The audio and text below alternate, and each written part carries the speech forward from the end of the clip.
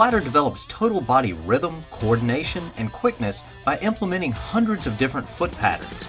As you implement the teachings from this video into your training routine, you should strive to follow 3 basic rules. First, master the basic drills in each category before progressing to the more difficult drills. Second, as you perform each repetition, view the ladder in thirds and switch gears with each third. This means going slow enough in the first third to create a perfect rhythm and motion. In the second third, you should accelerate the perfect motion from the first.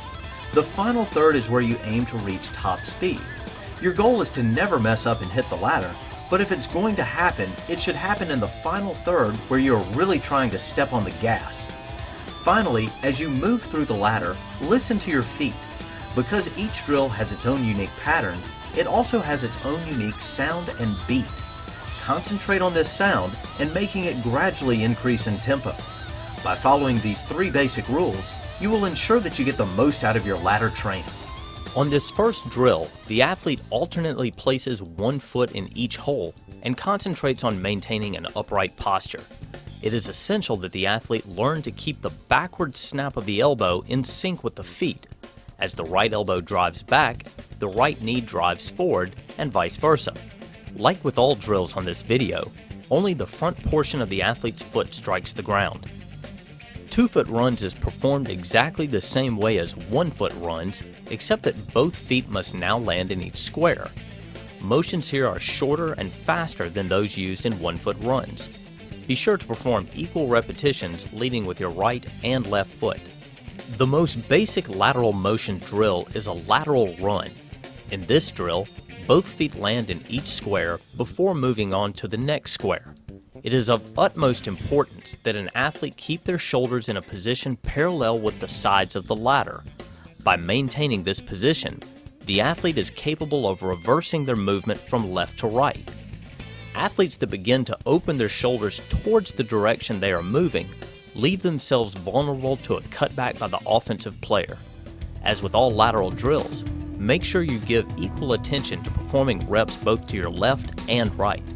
The cross-country skier drill requires lateral balance and nimble feet. For this drill, the athlete begins with the lead foot in the first square and the trail foot directly behind and outside the first square. The feet quickly switch places, and then the athlete moves to the second hole and repeats. As with all lateral drills, the athlete should aim to keep his shoulders locked in a position parallel with the sides of the ladder. This version of hopscotch, the athlete starts with both feet inside the first hole, and then hops forward and lands with a foot on either side of the second hole. This pattern is repeated through the entire length of the ladder. The athlete should concentrate on maintaining a low center of gravity, especially as the speed of the hops increase. Straddle hops place the athlete in a low, wide-based defensive position. The athlete should pretend he has a board between his ankles that keeps the feet locked in approximately 2 feet or more of separation. Contacts with the ground should be light, quick, and only involve the ball of the foot. As with all drills in this section, the athlete should spend as little time as possible on the ground in between each hop. Jump cuts are great for any athlete that competes in a sport that requires the ability to cut on a dime. The athlete's feet are kept together and alternately hop in and out of the ladder. The knees should be bent to absorb shock, and a slightly crouched position should be maintained at all times. The crazy climber drill helps athletes develop a quick rebound off the ground and also enhances hip flexibility and rhythm. An athlete performing the crazy climber should keep his feet locked in approximately an 18-inch separation. When hopping, both feet should hit the ground at the same time, and the hips should be on a constant swivel. Notice that the athlete always pivots off the foot on the inside of the ladder, and that the athlete's upper body generally remains pointed towards the end of the ladder. When performing the buzzsaw, the athlete begins in a lateral position behind the first hole of the ladder. The athlete then steps into the first hole with the lead foot and then into the hole with the trail foot. The athlete then exits the hole by stepping out with the lead foot and then stepping out with the trail foot. The athlete should enter and exit each hole of the ladder with both feet before moving on to the next hole. This one is called a linear trail whip. Linear because the athlete is moving forward, and trail because the whip leg is behind the athlete.